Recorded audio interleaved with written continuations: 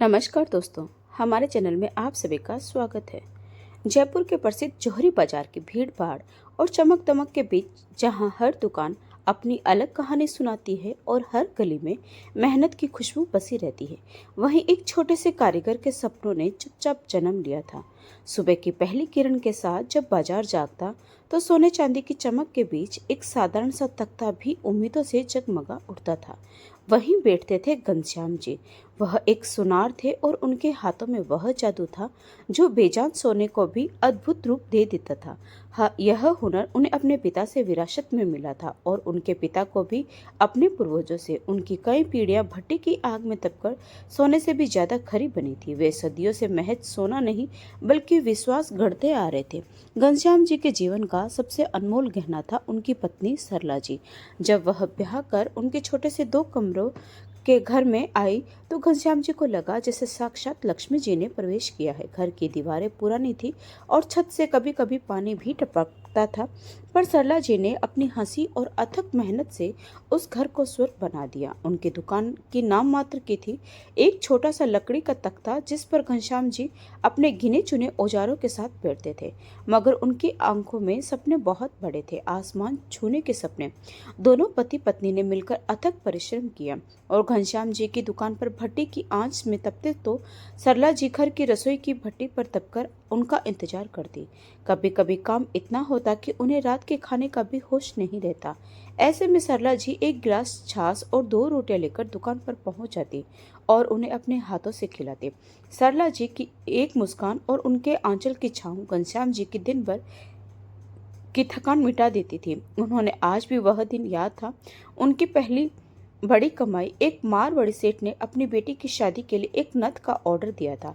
घनश्याम जी ने उस नथ में अपनी पूरी कला और लगन झोंक दी थी। 15 दिन और 15 रात वह बस उसी पर काम करते रहे। जब वह नथ बनकर तैयार हुई और सेठ ने उसे देखा तो उसकी आंखें खुली रह गई।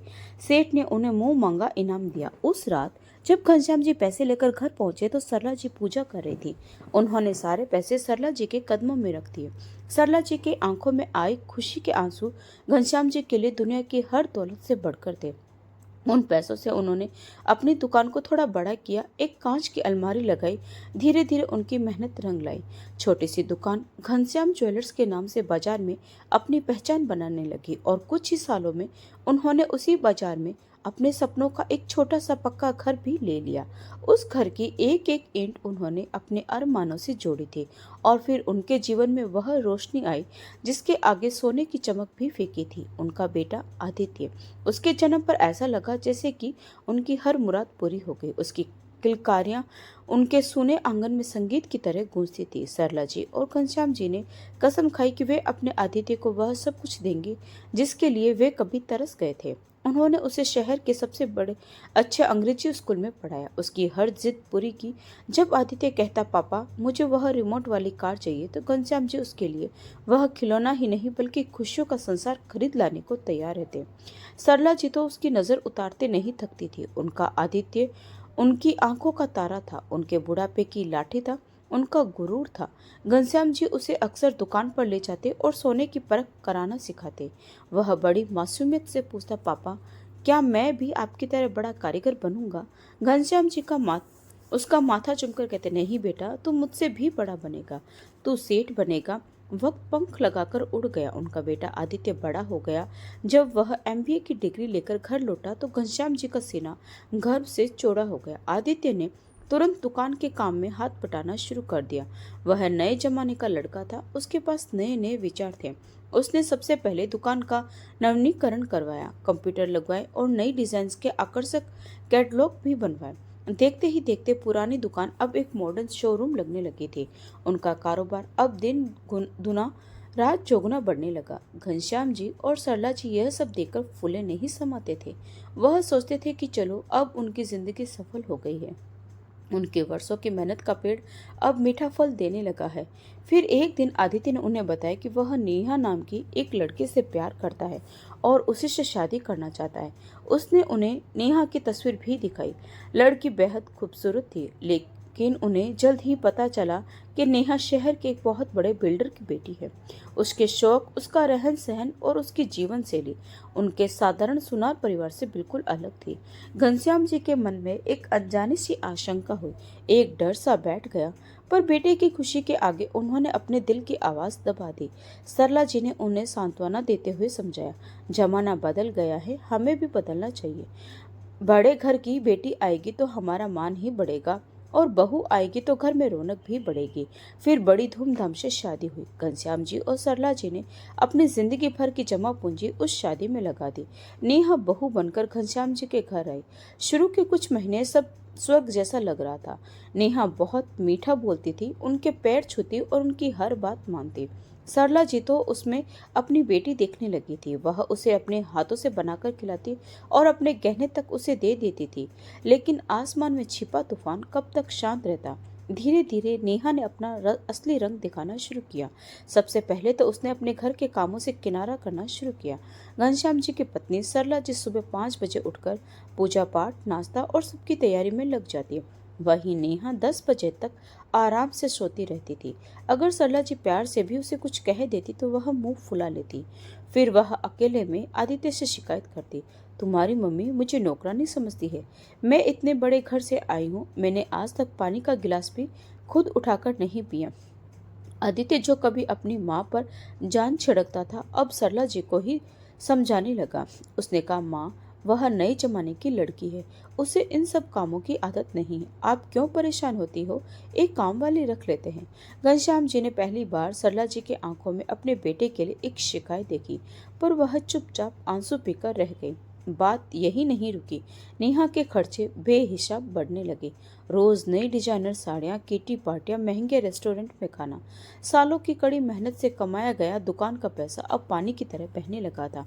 घनश्याम जी सब कुछ देख रहे थे, हिसाब किताब के पक्के थे, इसीलिए उन्हें पता था कि दुकान की तिजोरी पर इस बढ़ते खर्च का कितना बोझ पड़ रहा है। जिस बेटे को उन्होंने सेठ बनने का सपना दिखाया था, वह अब सिर्फ खर्च करना सीख रहा था। वह देखते थे कि आदित्य अब रात का खाना भी सरला जी के साथ कम और नेहा के साथ बाहर महंगे रेस्टोरेंट में ज्यादा खाने लगा था। एक रात जब घर में सब शांत था, घनश्याम जी ने आदित्य को अपने पास बुलाया तथा घनश्याम जी ने स्नेह से परंतु गंभीरता के साथ बात शुरू की। बेटा आदित्य, मुझे तुम्हारा यह तरीका ठीक नहीं लग रहा। तुम जिस तेजी से पैसा उड़ा रहे हो, यह हमारे कारोबार की नींव को कमजोर कर देगा। हमने यह दुकान, यह पैसा बहुत तपस्या से कमाया है। आदित्य ने तुरंत अपनी मुद्रा बदल ली। उसके चेहरे पर वह मासूमियत नहीं बल्कि नए जमाने का अहंकार झलक रहा था। पापा, आप फिर वही पुरानी बातें कर रहे हैं, उसने जरा ऊंचे स्वर में कहा। आज के बिजनेस में खर्च करना भी एक निवेश होता है। क्या आप चाहते हैं कि हम आज भी उसी लकड़ी के तख्ते पर बैठकर माल बेचें? बड़े ज्वेलर्स ऐसे ही ऑपरेट करते हैं। आप बस कारीगरी जानते हैं पापा। बिजनेस की ग्रोथ क्या होती है यह मैं जानता हूँ। बेटे के मुंह से ऐसे शब्द सुनकर घनश्याम जी जैसे अंदर तक हिल गए। उनकी आवाज कांप उठी। क्या कहा तूने? यह दुकान और यह यश सिर्फ मेरी कारीगरी और मेरे विश्वास से नहीं बना है। आदित्य, तुमने कभी भट्टी की आंच देखी है? मेरी एक एक ईंट में तेरे माँ बाप की मेहनत लगी है। आदित्य ने कंधे उचकाते हुए कहा, हाँ, पर अब समय बदल गया है। मैं MBA ग्रेजुएट हूँ पापा। अब आपको बस बैठकर पूजा पाठ और आराम करना चाहिए। दुकान मैं संभालूंगा। यह सुनकर घनश्याम जी को लगा जैसे किसी ने उनके सीने में जलती हुई भट्टी का तब तक कोयला रख दिया हो। उन्होंने देखा कि उनका बेटा उनकी आंखों में आंखें डालकर बात नहीं कर रहा था, वह उनसे बहस कर रहा था। उस क्षण उन्हें पहली बार महसूस हुआ कि उनका बेटा अब बदल चुका है। उस दिन के बाद घर में शांति तो रही, पर 2 पीढ़ियों के बीच एक गहरी दरार पड़ चुकी थी। आदित्य पूरी तरह नेहा के प्रभाव में आ गया था। उसने सरला जी की बातों को पूरी तरह अनसुना करना शुरू कर दिया और घनश्याम जी के साथ उसका संवाद फिर कारोबार के कागजों तक सिमट कर रह गया। वह धीरे धीरे अपने ही माँ बाप से दूर होता चला गया। डाइनिंग टेबल पर अब 4 में से 2 कुर्सियां अक्सर खाली रहने लगी थी। आदित्य और नेहा या तो अपने कमरे में ही खाना खा लेते या महंगे रेस्टोरेंट और पार्टियों में चले जाते। सरला जी अपने बेटे की पसंद की खीर बनाकर घंटों उसका इंतजार करती रहती, मगर आदित्य देर रात पार्टी से लौटकर बिना खाए ही सो जाता। घनश्याम जी देखते थे कि सरला जी चुपचाप अपने आंचल से आंसू पोंछती और वह खीर सुबह गाय को खिला देती। यह दृश्य हर दिन उनके दिल को अंदर से तोड़ देता था, जैसे कोई बिना आवाज के घर की खुशियों को चुरा रहा हो। अब घर का हर कोना घनश्याम जी को चुभने लगा था। वह घर जिसे उन्होंने और सरला जी ने अपने खून पसीने से सींचा था, अब उन्हें पराया लगने लगा था। वे दोनों अपने ही घर में अजनबी बनकर रह गए थे, जिनकी मौजूदगी या गैर मौजूदगी से किसी को कोई फर्क नहीं पड़ता था। उनका गुरूर, उनका बेटा अब उनकी आंखों से दूर जा चुका था और फिर उनकी जिंदगी में वह काला दिन आया जिसने घनश्याम जी की दुनिया को हमेशा के लिए अंधेरे में धकेल दिया। एक शाम घनश्याम जी और सरला जी किसी जरूरी काम से बाहर गए थे। जब वे वापस लौटे तो घर के अंदर से आती मसालों की खुशबू ने उन्हें चौंका दिया। रसोई की दरवाजे पर पहुंचकर सरला जी अवाक रह गए। उन्होंने देखा कि उनकी बहू नेहा तेजी से गर्मा गर्म पकौड़े बना रही थी और उनका बेटा आदित्य उनके पास खड़े होकर सब्जियां काटने में उसकी मदद कर रहा था। यह दृश्य उन्होंने पहले कभी नहीं देखा था। जैसे ही दोनों ने अपने माता पिता को दरवाजे पर देखा, नेहा तुरंत आकर अदब से खड़ी हो गई। आदित्य ने उन्हें देखकर खुशी से कहा, अरे आप दोनों आ गए, हम आपका ही इंतजार कर रहे थे। माँ आप बैठो, आज देखो मैंने अपने हाथों से चाय बनाई है। वह तुरंत घनश्याम जी के पास आया और प्यार से उनका हाथ पकड़ लिया। एक ऐसा स्पर्श जिसे पिता ने महीनों बाद महसूस किया था और उस एक पल में जैसे उनके सूखे मन में फिर से उम्मीद की एक छोटी सी किरण जग उठी। घनश्याम जी को यकीन ही नहीं हो रहा था कि वही बेटा है जो उनसे सीधे मुंह बात तक नहीं करता था। आज वह इतने प्यार से बात कर रहा था। उनके चेहरे पर आश्चर्य और हल्की सी खुशी का एक साथ उभर आए। उन्होंने सरला जी की ओर देखा, जिनकी आंखें अब आंसू से नहीं बल्कि अचानक मिली इस अनकही खुशी से चमक रही थी। घनश्याम जी कुछ कह ही रहे थे, आदित्य बेटा तुम। तभी नेहा दो पकोड़ों की 2 प्लेट लेकर रसोई से बाहर आई। पिताजी, नेहा ने मुस्कुराते हुए प्लेट आगे बढ़ाई। यह देखिए, मैंने आपकी पसंद के पालक के पकोड़े बनाए हैं, खाकर बताइए कैसे बने हैं। फिर वह अपनी सास की ओर मुड़ी। माँ जी, और यह रहे आपके लिए प्याज के पकोड़े। आदित्य बता रहे थे कि आपको बहुत पसंद है। नेहा की यह बात सुनकर सरला जी की आंखें भर आई। यह बात बिल्कुल सच थी। उन्हें प्याज के पकोड़े बहुत पसंद थे। उन्होंने जैसे अपने जीवन की सबसे बड़ी दौलत को इस प्यार और सम्मान के रूप में अपने सामने खड़ा देख लिया। घनश्याम जी का हृदय भी पिघल गया। उनके मन में उम्मीद की एक धीमी सी लो फिर से जल उठी। सरला जी और घनश्याम जी दोनों ने बेटे बहू के हाथों से बने वे पकोड़े और चाय बड़े प्रेम से खाए। आदित्य ने अपने हाथों से बनी चाय दोनों को पेश की। सरला जी की आंखों से इस बार शिकायत के नहीं बल्कि खुशी के आंसू बह रहे थे और इस बार उन्होंने उन आंसू को आंचल से नहीं बल्कि अपनी मुस्कान से पोंछा। घनश्याम जी ने महसूस किया कि महीनों बाद उनके गले में कोई निवाला जहर की तरह नहीं अटका बल्कि हर कोर में अपनापन घुला हुआ था। उन्हें लगा जैसे बरसों बाद उनके घर में असली रौनक लौट आई है। बेटा बहू और माँ बाप सब एक छत के नीचे एक साथ। वह घर जो कुछ समय पहले पराया लगने लगा था, आज फिर से खुशियों का घर बन गया था। उस पल घनश्याम जी ने अपने बेटे के लिए सारी चिंताएं और शिकायतें भुला दी। उन्होंने मन ही मन सोचा, शायद उनकी तपस्या और उनकी पत्नी की प्रार्थनाएं रंग लाई है। शाम का खुशनुमा माहौल रात के खाने तक बना रहा। महीनों बाद डाइनिंग टेबल पर चारों लोग एक साथ बैठे थे। सरला जी ने बड़े प्रेम से सबको खाना परोसा। आदित्य और नेहा भी आज सामान्य लहजे में बात तय कर रहे थे। घनश्याम जी ने पुराने दिनों को याद करते हुए अपने कारीगरी के दिनों के कुछ हिस्से सुनाए, जिन पर आदित्य और नेहा हंसकर प्रतिक्रिया दे रहे थे। आज सरला जी का चेहरा अपने बेटे और बहू के साथ बैठकर खाने की संतुष्टि से दमक रहा था और उनके चेहरे की यह चमक घनश्याम जी के लिए किसी आशीर्वाद से कम नहीं थी। घनश्याम जी ने भी राहत की सांस ली। उन्हें लगा शायद अब सब कुछ ठीक हो गया है।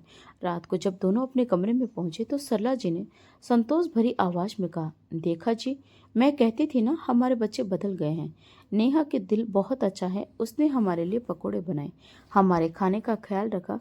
घनश्याम जी ने गहरी सांस लेते हुए कहा, हाँ सरला, आज तो यकीन ही नहीं हुआ, मेरा दिल हल्का हो गया है। पर भगवान करे यह खुशी ऐसे ही बनी रहे। सरला जी ने उन्हें आश्वस्त किया और थोड़ी ही देर में गहरी नींद में सो गए। लेकिन दूसरी ओर आदित्य और नेहा के कमरे में एक अजीब सी खामोशी पसरी हुई थी, जैसे इस शांति के पीछे कोई तूफान छिपा हो। नेहा शीशे के सामने खड़ी होकर अपने बाल ठीक कर रही थी। उसने ठंडी आवाज में कहा। वैसे मानना पड़ेगा तुम्हें, मैं तो सोचती थी कि मैं नाटक करने में तेज हूँ, लेकिन तुम तो मुझसे भी ज्यादा तेज निकले। आदित्य उसकी बात सुनकर बिस्तर से उठा और उसके पास जाकर उसके बालों को छूते हुए बोला, मैंने तो ये सब तुमसे ही सीखा है, और अब देखना सब कुछ वैसा ही होगा जैसा तुम चाहती हो। जैसे ही वह उसके करीब आने लगा, नेहा तुरंत पीछे हट गई। बस अब इतना खुश होने की जरूरत नहीं है, पहले जो सोचा है उसे पूरा करो। उसने शीशे में खुद को देखा और एक रहस्यमय मुस्कान के साथ रसोई की ओर बढ़ गई। वहां जाकर उसने दूध गर्म किया, 2 गिलासों में डाला और फिर आदित्य के साथ अपने सास ससुर के कमरे में पहुंच गई। उन्हें इतनी रात को देखकर घनश्याम जी, जो सोने ही वाले थे, चौंक कर बोले, तुम दोनों इतनी रात को, सब ठीक तो है? आदित्य ने दूध का गिलास अपने पिता को देते हुए कहा, आपकी बहू ने बादाम केसर का दूध बनाया था तो सोचा आप दोनों को भी दे दूं। घनश्याम जी ने गिलास लेते हुए कहा, पर बेटा तेरी माँ तो सो गई है। यह सुनते ही नेहा तुरंत बोली, पिताजी मैं उन्हें उठा देती हूँ। बादाम केसर का दूध तो माँ जी को बहुत पसंद है। जैसे ही वह आगे बढ़ी, घनश्याम जी ने हाथ से रोकते हुए कहा, नहीं बेटा, उसे सोने दो, आज बहुत दिनों बाद चैन से सोई है। ऐसा कहकर उन्होंने दूध पी लिया और खाली गिलास लौटाते हुए बोले, खुश रहो तुम दोनों, भगवान तुम्हारी हर मनोकामना पूरी करे। थोड़ी ही देर में आदित्य और नेहा अपने कमरे में लौट गए। उधर दूध पीने के कुछ ही पलों बाद घनश्याम जी गहरी नींद में सो गए। उनके चेहरे पर वर्षों बाद आई शांति साफ झलक रही थी, मानो उन्होंने अपने दिल का सारा बोझ उतार दिया हो। लेकिन दोस्तों, आखिर क्या चल रहा था आदित्य और नेहा के मन में? वे किस चाल को अंजाम देने की बात कर रहे थे? उनका यह अचानक बदला हुआ व्यवहार क्या सच में बदलाव था या सिर्फ एक मीठा नाटक? अगले 2 दिन तक यही सिलसिला चलता रहा। हर सुबह नेहा खुद सरला जी और घनश्याम जी के लिए चाय और नाश्ता लेकर जाती। घनश्याम जी बची खुशी आशंका भी अब पूरी तरह मिट चुकी थी। उनका हृदय संतोष से भरा था, मानो जीवन की सबसे बड़ी तपस्या पूरी हो गई हो। लेकिन फिर तीसरा दिन आया और उस सुबह वह हुआ जिसकी कल्पना घनश्याम जी ने कभी सपने में भी नहीं की थी। वे आंखें मलते हुए उठे। सूरज की रोशनी कमरे में फैल चुकी थी। उन्होंने सरला जी को जगाते हुए कहा, सरला, क्या बात है, आज तुम्हारी बहू चाय लेकर नहीं आई? सरला जी अंगड़ाई लेते हुए बोली, लगता है आज बहू अभी तक सो रही है। और यह कहते हुए उन्हें जरा भी अंदेशा नहीं था कि आने वाला समय उनकी जिंदगी की सबसे बड़ी सच्चाई खोलने वाला है। कोई बात नहीं जी, आज चाय मैं ही बना देती हूँ। ऐसा कहकर सरला जी रसोई में चली गई। थोड़ी ही देर में चाय की खुशबू पूरे घर में फैल गई। तभी उन्होंने देखा कि नेहा अपने कमरे से बाहर निकल रही है। उसे देखकर वह बड़े प्यार से बोली, उठ गई बहू, चल जल्दी से हाथ मुंह धो ले और आदित्य को भी उठा दे, मैंने चाय बना दी है। इतना सुनते ही नेहा तीखे स्वर में बोली, अब यह सब नाटक बंद कीजिए, मैं कोई नौकरानी नहीं हूँ तुम्हारी। यह सुनते ही सरला जी के पैरों तले जमीन खिसक गई। बीते 2 दिनों की सारी मिठास, सारी आस्था एक पल में हवा हो गई। यह नेहा का वही पुराना कठोर रंग था जिसे उन्होंने महीनों पहले देखा था। उनकी आंखें हैरानी और दर्द से भर गई। इस अपमान और अविश्वास के उस अदृश्य दृश्य को घनश्याम जी ने दरवाजे पर खड़े खड़े देखा और तुरंत रसोई के पास आए और बोले, बहू, यह क्या तरीका है अपनी सास से बात करने का? तुमने यह सब क्या तमाशा लगा रखा है? भला कोई अपनी सास से ऐसा बोलता है क्या? तमाशा? नेहा ने उन्हें भी धो टुक जवाब दिया, यह तमाशा नहीं, सच्चाई है पिताजी। मैंने कहा ना, मैं कोई तुम लोगों की नौकरानी नहीं हूँ। वह अभी कुछ और कहती, तभी कमरे से आदित्य बाहर आ गया। घनश्याम जी ने उम्मीद की आखिरी किरण के साथ अपने बेटे की ओर देखा और बोले, बेटा, तेरी पत्नी को देख, यह तेरी माँ से कैसे बात कर रही है? आदित्य ने एक नज़र अपनी माँ की तरफ देखा, फिर सपाट स्वर में बोला, पापा, इसमें गलत क्या है? यह माँ की ही गलती है। वह बेकार में नेहा को सुबह सुबह परेशान करती है। नेहा सही कह रही है, वह आपकी नौकरानी नहीं है। अपने ही बेटे के मुंह से अपनी पत्नी के लिए ऐसे कठोर शब्द सुनकर घनश्याम जी का कलेजा मुंह को आ गया। उन्हें समझ नहीं आ रहा था कि एक रात पहले तक जो बेटा प्यार से बात कर रहा था, वह अचानक इतना कठोर कैसे हो गया। घनश्याम जी को अपने ही बेटे से मिले इस उत्तर ने भीतर तक झकझोर दिया। सरला जी ने अपमानित होकर स्तब्ध खड़ी थी।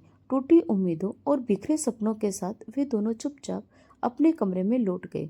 उस चोट ने उन्हें इतना गहरा आहत किया कि कमरे में जाकर भी दोनों कुछ देर तक एक दूसरे से कुछ नहीं कह सके। कई बार शब्द नहीं टूटते। इंसान टूट जाता है और उस सुबह घनश्याम जी और सरला जी के भीतर कुछ ऐसे ही चुपचाप बिखर गया था। उसी दिन घनश्याम जी सरला जी को साथ लेकर अपनी दुकान की ओर चल दिए। थोड़ी ही देर में वे अपनी दुकान घनश्याम ज्वेलर्स के पास पहुंचे, जिसे उन्होंने अपने अरमानों और खून पसीने की मेहनत से सजाया था। लेकिन दरवाजे पर पहुंचते ही उनके कदम अचानक ठिठक गए। एक दुकान के भीतर जहां हमेशा घनश्याम जी सम्मानपूर्वक बैठते थे, आज उस पवित्र गद्दी पर उनकी बहू नेहा बैठी थी। वह महंगे कपड़े पहने किसी मालकिन की तरह पूरे अधिकार से विराजमान थी। उसके बगल में एक कुर्सी पर आदित्य बैठा था। उनके साथ दो हट्टे कट्टे अनजान आदमी भी खड़े थे, जिनकी मौजूदगी ने वातावरण में तनाव भर दिया था। घनश्याम जी और सरला जी अंदर आए। घनश्याम जी ने कांपती आवाज में पूछा, आदित्य, यह सब क्या है? बहू, तुम यहाँ क्या कर रही हो? और यह दोनों आदमी कौन है? आदित्य ने बिना किसी भाव के घनश्याम जी के हाथ में एक कागज थमा दिया। वह घर और दुकान के मालकिना हक के कागज थे, जिन पर लिखा था कि घनश्याम जी ने अपनी मर्जी से यह सब कुछ आदित्य के नाम कर दिया है। घनश्याम जी ने कांपते हाथों से कागज देखे। उनके होश उड़ गए। वह चीख पड़े, यह क्या मजाक है? मैंने कभी कोई दस्तखत नहीं किए और न ही यह अंगूठा लगाया। तुम दोनों ने यह सब क्या नाटक लगा रखा है? निकल जाओ मेरी दुकान से अभी के अभी। धोखा कर रहे हो तुम हमारे साथ। सरला जी के चेहरे पर बेटे और बहू के धोखे का इतना गहरा आघात था कि वह यह सदमा सह नहीं पा रहे थे। उनका सिर चकराने लगा। तभी आदित्य और नेहा जोर से हंसने लगे। नेहा अपनी जहरीली मुस्कान के साथ बोली, धोखा नहीं पिताजी, इसे कहते हैं स्मार्ट वर्क। आप दोनों बूढ़े हो गए हैं, अब आपसे ये सब नहीं संभलेगा। अब आप आराम कीजिए। यह दुकान और यह घर अब सब हमारा है। घनश्याम जी ने आदित्य की तरफ देखा, उम्मीद की आखिरी टूटी हुई किरण के साथ, लेकिन उसकी आंखों में न शर्म थी, न पछतावा, न अपनापन। वह जैसे पत्थर की मूर्ति बन चुका था। घनश्याम जी गिड़गिड़ा उठे, बेटा ऐसा मत कर, हम कहाँ जाएंगे? यह घर, आदित्य ने उनकी बात बीच में ही काट दी, वह मैं नहीं जानता। यह घर और दुकान दोनों अब मेरे हैं और आप दोनों के लिए यहाँ कोई जगह नहीं है।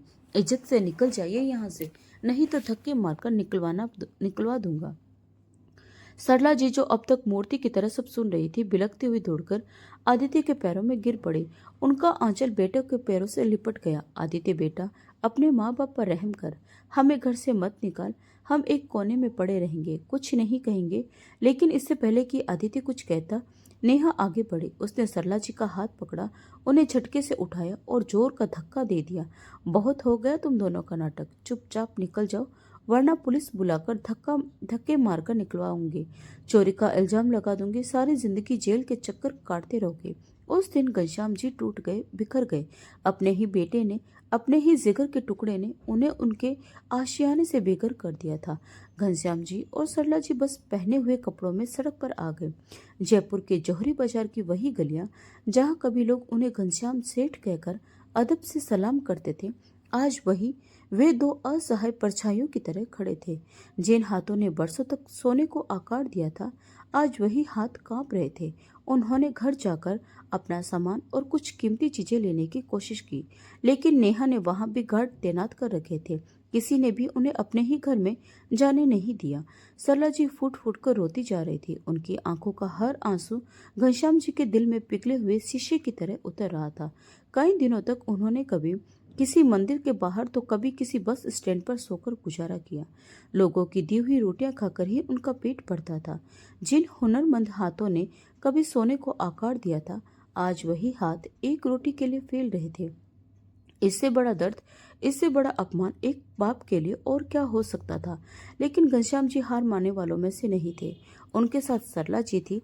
एक रात जब वे मंदिर की सीढ़ियों पर बैठे थे, ठंडी हवा चल रही थी, तब सरला जी ने अपनी फटी हुई साड़ी का पल्लू घनश्याम जी के ऊपर डालते हुए कहा, चिंता मत करो, भगवान सब देख रहा है, हम फिर से अपना घर बनवाएंगे।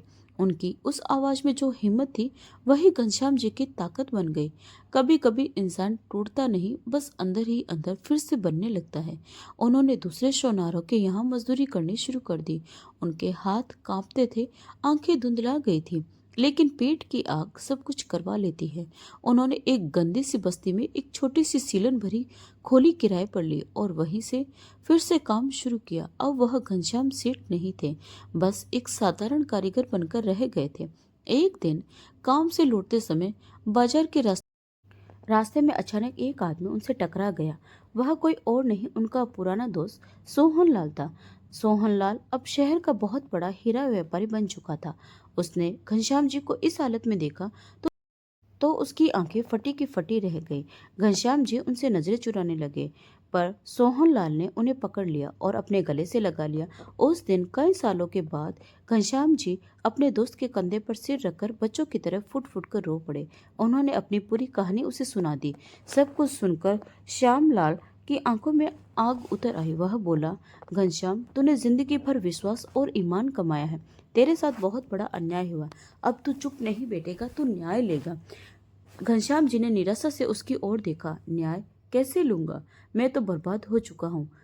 श्यामलाल ने उनके कंधे पर हाथ रखकर कहा, तेरी सबसे बड़ी ताकत तेरा हुनर है और मेरी सबसे बड़ी ताकत मेरा पैसा और पहचान।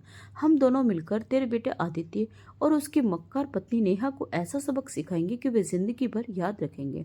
उन्होंने तुझसे तेरा घर और दुकान छीना है, हम उनसे उनका सब कुछ छीन लेंगे। उस दिन सोहनलाल ने घनश्याम जी के अंदर बुझी हुई आग को फिर से जला दिया। यह आग नफरत की नहीं बल्कि न्याय की थी, अपने सम्मान को वापस पाने की। उसकी मदद से उन्होंने शहर के एक गुमनाम हिस्से में एक छोटी सी वर्कशॉप शुरू की।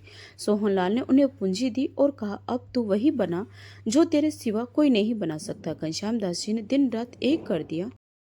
उनके हुनरमंद हाथों ने फिर से सोने को तराशना शुरू किया। उन्होंने ऐसे ऐसे डिजाइन बनाए जो जयपुर के बाजार में पहले कभी नहीं देखे गए थे। हर डिजाइन में उनका दर्द, उनकी तपस्या और उनका अनुभव झलकता था। श्यामलाल ने उन डिजाइनों को बड़े बड़े शहरों में बड़े बड़े ज्वेलर्स तक एक गुमनाम कारीगर के नाम से पहुंचाया। दूसरे शहरों के व्यापारियों को उनकी कारीगरी इतनी पसंद आई कि ऑर्डर पर ऑर्डर आने लगे। देखते ही देखते उस गुमनाम कारीगर के नाम की धूम मच गई। उधर आदित्य और नेहा की हालत धीरे धीरे बिगड़ती जा रही थी। आदित्य को दुकान संभालना आता ही नहीं था। पुराने और वफादार ग्राहक टूटने लगे और दुकान पर कर्ज बढ़ने लगा। नेहा के खर्चे कम होने का नाम नहीं ले रहे थे। दोनों के बीच झगड़े बढ़ने लगे। जयपुर के जौहरी बाजार में जहां कभी घनश्याम ज्वेलर्स की रौनक हुआ करती थी, अब सन्नाटा पसरा था। यह सन्नाटा आदित्य और नेहा के बीच बढ़ते तनाव का गवाह बन चुका था। दुकान के भीतर आदित्य अपने माथे पर हाथ रखे हिसाब के कागजों को उलट पुलट कर रहा था, जबकि नेहा शाम की किटी पार्टी के लिए तैयार होकर आईने में खुद को निहार रही थी। अचानक आदित्य ने गुस्से में कागज मेज पर पटक दिए और चिल्लाया, यह क्या है नेहा? पिछले हफ्ते हमारे खर्चों का बिल हमारी आमदनी से 3 गुना ज्यादा है। अगर यही हाल रहा तो यह दुकान 1 महीने भी नहीं चलेगी। आदित्य ने गुस्से और घबराहट भरे स्वर में कहा। नेहा ने झुंझलाकर पलटकर जवाब दिया, क्या हमेशा यही रोना लगाए रखते हो तुम? मैं क्या करूं? यह सब ब्रांडेड चीजें मेरे स्टेटस के लिए जरूरी है। अगर मैं पुराने सड़े गड़े कपड़े में रहूंगी तो बाजार में हमारी इज्जत कौन करेगा? आदित्य ने तीखे स्वर में कहा, इज्जत काम करने से होती है, लेकिन तुम्हें तो बस अपने शौक पूरे करने की पड़ी है। हमारे सारे पुराने ग्राहक दुकान पर आना कर चुके हैं और कोई नया ऑर्डर तक नहीं आ रहा। नेहा ने गर्दन मटकाते हुए कहा, तो फिर तुम क्या कर रहे हो? तुम एमबीए हो, तुम क्यों नहीं लाते नए ग्राहक? तुम्हारा काम है बिजनेस करना, मेरा नहीं। जब तुम्हारे पिताजी अकेले दुकान चलाते थे तब तो कभी कर्ज में नहीं डूबे। सच तो यह है कि तुम्हें काम करना आता ही नहीं और दोस्त तुम मुझे दे रहे हो। फालतू की डिग्री है तुम्हारी। यह बात आदित्य को तीर की तरह चुभी। उसका चेहरा गुस्से से लाल हो गया। वह चिल्लाया, उनका नाम मत लो। उन्होंने अपनी पूरी जिंदगी धूल धक्कड़ में गुजारी, तभी हम आज इस एसी में बैठे हैं। लेकिन अब क्या करें, कर्ज का बोझ सिर पर चढ़ रहा है और तुम हर दूसरे दिन कोई नया डायमंड सेट, कभी पर्स तो कभी ब्रांडेड कपड़े खरीद लाती हो। नेहा भी पीछे हटने वाली नहीं थी। अगर मैं डायमंड सेट नहीं पहनूंगी तो लोग क्या कहेंगे? लोग कहेंगे कि तुम्हारी ज्वेलरी शॉप होते हुए भी तुम पर पैसा नहीं है। तुम अपने पिता की तरह नए नए डिजाइन बनाना भी नहीं जानते। तुम तो बस विरासत में मिली दुकान के मालिक बनकर बैठे हो और उसे बर्बाद कर रहे हो। आदित्य गुस्से में चिल्लाया, मैं बर्बाद कर रहा हूँ? मैंने नहीं, तुमने बर्बाद कर रखा है, मुझे भी और इस दुकान को भी। तुम्हारे खर्चों की वजह से दुकान का हिसाब बिगड़ा है। अपने शौकों से तो तुमने पहले ही दुकान का गला घोट दिया है और ऊपर से अब कोई ग्राहक आए भी तो मेरी गैर मौजूदगी में तुम उनसे ठीक से बात तक नहीं कर पाती हो। अब क्या करूं? मैं किससे पैसे लाऊं? दोनों एक दूसरे पर इल्जाम लगाते हुए चीखने चिल्लाने लगे। तभी दुकान का फोन बजा। आदित्य ने घबराकर फोन उठाया। दूसरी तरफ से जौहरी की तीखी आवाज आ रही थी। आदित्य लगभग गिड़गिड़ाते हुए बोला, प्लीज मुझे बस 1 महीने की मोहलत दे दीजिए। उधर से कठोर आवाज आई, ठीक है आदित्य, देख तू घनश्याम जी का बेटा है और मैं उसकी बहुत इज्जत करता हूँ, इसीलिए आखिरी बार 1 महीने का समय दे रहा हूँ। लेकिन सुन ले, अगर 30 दिन बाद मेरा पैसा नहीं मिला तो यह दुकान नीलाम समझ। यह सुनते ही आदित्य का चेहरा पीला पड़ गया। फोन रखते ही उसने निराशा से अपना सिर पकड़ लिया और नेहा की तरफ देखकर बोला, नीलामी, उसने हमें बस 1 महीने का समय दिया है। अगर 30 दिन में पैसा नहीं चुका पाए तो दुकान नीलाम हो जाएगी। नेहा घबराकर बोली, क्या? तुमने कहा था कि तुम सब संभालोगे, यह सब तुम्हारी वजह से हुआ है। तुमने दुकान सही से चलाई होती तो हमें यह दिन नहीं देखना पड़ता। दोनों की आवाजें फिर से ऊंची होने लगी। यह उनकी बर्बादी की पहली गूंज थी, एक ऐसा तूफान जो अब उनके ही बनाए घर को उजाड़ने वाला था। अब आदित्य और नेहा पूरी तरह फंस चुके थे। 1 महीने की मोहलत तलवार की तरह उनके सिर पर लटक रही थी। शोरूम अब उनका घर कम और युद्ध का मैदान ज्यादा बन गया था। अगले दिन आदित्य दुकान में बैठा था, तभी अचानक उसे अपने पिता की याद आ गई और उसकी आंखों से आंसू बहने लगे। नेहा ने गुस्से में कहा, आदित्य, 30 दिन, सिर्फ 30 दिन हैं और तुम यहाँ बैठकर रो रहे हो। कुछ करो नहीं तो हम सड़क पर आ जाएंगे। आदित्य ने आंसू पोंछते हुए कहा, कोई रास्ता नहीं दिख रहा, दुकान खाली पड़ी है, सारे ग्राहक उस गुमनाम कारीगर के पास जा रहे हैं।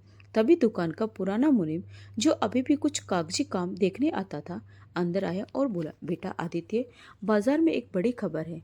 कोई दुबई का अरब शेख आ रहा है। उसे अपनी बेटी की शादी के लिए एक खास हार बनवाना है जिसका नाम कुंदन कलेश।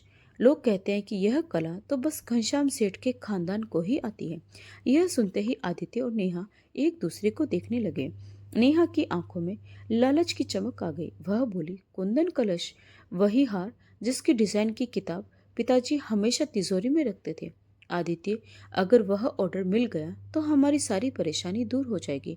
आदित्य भी उत्साहित होकर बोला, हाँ तुम सही कह रही हो और वह ऑर्डर हमें ही मिलेगा। वह कला हमारे खून में है, किसी और के पास नहीं। शेख मुंह मांगी कीमत देगा। और नेहा, यह हमारी दुकान बचाने का आखिरी मौका है। लालच और हताशा ने उनकी आंखों पर ऐसा पर्दा डाल दिया कि उन्हें न अपनी शर्म याद रही, न अपने माता पिता के प्रति किया गया कठोर व्यवहार। कभी कभी इंसान अपनी गलती तब समझता है जब उसके पास सब कुछ खोने के अलावा कुछ बचता ही नहीं। उन्हें बस वह मोटी रकम दिख रही थी जो उन्हें नीलाम होने से बचा सकती थी। कर्ज में डूबे आदित्य के लिए यह जैसे रेगिस्तान में पानी मिलने जैसा था। शाम होते ही आदित्य और नेहा पागलों की तरह घनश्याम जी की और सरला जी को ढूंढने लगे। आदित्य उन गलियों में भटक रहा था जहां उसने कभी अपने पिता को एक रोटी के लिए हाथ फैलाता देखा था। वह बाजार के पुराने जानकारों से नजरें चुरा रहा था। नेहा तंग बस्तियों और सीलन भरी गलियों में हिचकिचाती हुई चल रही थी। वे थक गए, लेकिन कुंदन कलश की चाहत उन्हें रुकने नहीं दे रही थी। उन्होंने मंदिरों की सीढ़ियां देखी, बस स्टैंड देखे, लेकिन घनश्याम जी कहीं नहीं मिले। आदित्य हताश होकर एक जगह बैठ गया और बोला, अब क्या करें नेहा, कोई भी उनके बारे में नहीं बता रहा। हमने उनके सारे दोस्तों को पहले ही दूर कर दिया था, अब कौन हमारी मदद करेगा। नेहा लगभग रोते हुए बोली, अगर हमें वह ऑर्डर नहीं मिला तो हम भी उन्हीं की तरह सड़क पर आ जाएंगे। हमें उन्हें ढूंढना ही होगा किसी भी कीमत पर। तभी एक जान पहचान का लड़का मिला जो पहले उनकी दुकान पर काम करता था। आदित्य ने उसे रोका, दीपक, क्या तुम यहीं रहते हो? दीपक ने बताया कि वह अब उनके पिता की वर्कशॉप में काम करता है और उसने उस गुमनाम जगह का पता बता दिया। पिता का पता चलते ही आदित्य और नेहा वहां पहुंचे। उनके महंगे कपड़े भी उनकी बदहाली को छिपा नहीं पा रहे थे। घनश्याम जी को देखते ही उनकी सारी अकड़, सारा गुरूर पिघल गया। यह वही जगह थी जहां घनश्याम जी और सरला जी अपनी तपस्या कर रहे थे। यह सब घनश्याम जी की योजना का पहला हिस्सा था। अब बारी थी सबसे बड़े वार की। आदित्य अपने पिता को देखते ही उनके कदमों में गिर पड़ा। पापा, मुझे माफ कर दो, मुझसे बहुत बड़ी गलती हो गई। नेहा भी घुटनों के बल बैठकर रोने का अभिनय करने लगी। घनश्याम जी ने उन्हें उठाया। उनके दिल में भावनाओं का समंदर उफान पर था, पर चेहरा शांत था। उन्होंने पूछा, आज कैसे याद आ गई एक गरीब बेघर बाप की? आदित्य ने रोते हुए सारी बात बताई और गिड़गिड़ाने लगा, पापा आप ही मुझे बचा सकते हो, बस एक बार वह कुंदन कलश हार बना दो, मैं आपको जिंदगी भर सेवा करूंगा। घनश्याम जी ने गहरी सांस ली और कहा, मैं यह हार बनाऊंगा, लेकिन मेरी कुछ शर्तें हैं। हमें आपकी हर शर्त मंजूर है पापा, नेहा जल्दी से बोली, जैसे उसे कोई खजाना मिल गया। घनश्याम जी ने अपनी शर्तें रखी। पहली शर्त, तुम दोनों अगले 21 दिन तक इसी वर्कशॉप में रहोगे, यही जमीन पर सोओगे और वही नमक रोटी खाओगे जो मैं और तुम्हारी माँ खाते हैं, और बहू तुम घर का सारा काम करोगी, झाड़ू पोंछा बर्तन कपड़े सब कुछ। और आदित्य तू मेरे साथ वर्कशॉप में मजदूरी करेगा, सोना नहीं पित्तल साफ करेगा, कोयला तोड़ेगा और औजार घिसेगा। उसके चेहरे का रंग उड़ गया, पर अपनी बर्बादी के डर से उन्हें यह शर्त माननी पड़ी। अगले 21 दिन उनके लिए किसी नरक से कम नहीं थे, लेकिन घनश्याम जी और सरला जी के लिए यह न्याय का समय था। नेहा, जिसके हाथों में कभी मेहंदी का रंग फीका नहीं पड़ा था, अब बर्तन मांझ मांझ कर छिल गए थे। आदित्य, जो एसी के बिना एक पल नहीं रह सकता था, अब तपती भट्टी के पास बैठकर पसीना बहा रहा था। घनश्याम जी ने उन्हें हर पल उनकी गलती का एहसास कराया। मेहनत क्या होती है, दर्द क्या होता है और अपमान क्या होता है। इंसान को जब उसकी ही बनाई आग में तपाया जाता है, तभी वह सोना बनता है। और फिर 21 दिन पूरे हुए। उस दिन आदित्य और नेहा घनश्याम जी के सामने हाथ जोड़कर खड़े थे। उनका गुरूर, उनकी अकड़, सब कुछ उस मेहनत की आग में जलकर राख हो चुका था। उनकी आंखों में अब नाटक नहीं बल्कि सच्चे पछतावे के आंसू थे। नेहा ने सरला जी के पैर पकड़ लिए और बोले, माँ जी मुझे माफ कर दीजिए, मैं लालच में अंधी हो गई थी। आपने मुझे बेटी माना और मैंने आपके साथ बहुत गलत किया। आदित्य घनश्याम जी के पैरों में लिपटकर रो रहा था। पापा आप मुझे जो सजा देंगे मंजूर है, पर मुझे अपनी नजरों में से मत गिराइए। मैंने धोखे से आपको दूध में नींद की दवा मिलाकर प्रॉपर्टी के कागजों पर साइन करवा लिया था। सच में मुझसे बड़ा पापी कोई नहीं। तभी दरवाजे पर श्यामलाल अंदर आए। उन्हें देखकर आदित्य और नेहा चौंक गए। श्यामलाल हंसते हुए बोले, कैसा लगा मेरा शेख? अरे कोई शेख वेक नहीं आ रहा है, यह सारी योजना तुम्हारे पापा की थी, तुम दोनों को यह सिखाने के लिए कि कर्मों का फल इसी जन्म में मिलता है। आदित्य और नेहा हक्के बक्के रह गए। अब उन्हें समझ आ गया था कि उनके साथ क्या हुआ है। घनश्याम जी आगे बढ़े। उन्होंने आदित्य को कंधे से पकड़कर उठाया और उसे गले लगा लिया। उसकी पीठ थपथपाते हुए बोले, बेटा बाप कभी बदला नहीं लेता, बाप सिर्फ सबक सिखाता है। मैं चाहता तो तुम्हें बर्बाद कर सकता था, सड़क पर ला सकता था, लेकिन मैं वही बाप हूँ जिसने तुम्हें चलना सिखाया था। तुम भटक गए थे तो राह दिखाना भी मेरा ही फर्ज था। यह कहते हुए घनश्याम जी ने सरला जी की ओर देखा। उनकी आंखों में आंसू थे, पर वे दर्द के नहीं बल्कि सुकून और संतोष के आंसू थे, क्योंकि आज उनका बेटा सच में लौट आया था। घनश्याम जी ने आगे कहा, तुमने हमसे घर और दुकान छीनी थी, पर तुम यह भूल गए कि घर ईंटों से नहीं प्यार और सम्मान से बनता है, और दुकान सोने से नहीं विश्वास से चलती है। उनके शब्द सीधे आदित्य और नेहा के दिल में उतर गए। उस दिन के बाद आदित्य और नेहा सच में बदल गए, न केवल उनके व्यवहार में बल्कि उनके सोचने के तरीके में भी। उन्होंने फिर से अपने माता पिता का सम्मान करना सीखा, मेहनत की कीमत समझी और रिश्तों की असली अहमियत को जाना। दोस्तों, घनश्याम जी के जीवन की कहानी यहीं समाप्त नहीं होती, लेकिन उस दिन उन्हें ऐसा लगा जैसे उन्हें सब कुछ वापस मिल गया, अपना बेटा, अपना परिवार और सबसे बढ़कर अपने जीवन का सुकून। सच तो यह है कि माँ बाप पेड़ की जड़ों की तरह होते हैं, जो दिखाई नहीं देते लेकिन पूरे जीवन को थामे रखते हैं। जिस दिन कोई अपनी जड़ों को काट देता है, उसी दिन उसका हरा भरा संसार भी रेगिस्तान बन जाता है। और यही सच्चाई अक्सर हमें बहुत देर से समझ आती है। दौलत, शोहरत, सब कुछ इंसान दोबारा कमा सकता है, लेकिन अगर एक बार माँ बाप का विश्वास और उनका दिल टूट जाए तो इंसान अंदर से खाली हो जाता है। और एक बाप के लिए अपने भटके हुए बेटे को सही रास्ते पर लाने से बड़ा सुख कोई नहीं होता। यही उसके जीवन की सबसे बड़ी जीत होती है। अगर आप आदित्य की जगह होते तो क्या आप समय रहते अपने माता पिता की अहमियत समझ पाते, या फिर बहुत देर हो जाती? कमेंट करके जरूर बताएं। दोस्तों, आपको ये कहानी कैसी लगी? अगर कहानी अच्छी लगी हो तो प्लीज़ वीडियो को लाइक करें और चैनल को सब्सक्राइब जरूर करें। मिलते हैं ऐसे ही एक और दिल को छू लेने वाली कहानी में। तब तक अपना और अपने अपनों का ख्याल रखें। धन्यवाद।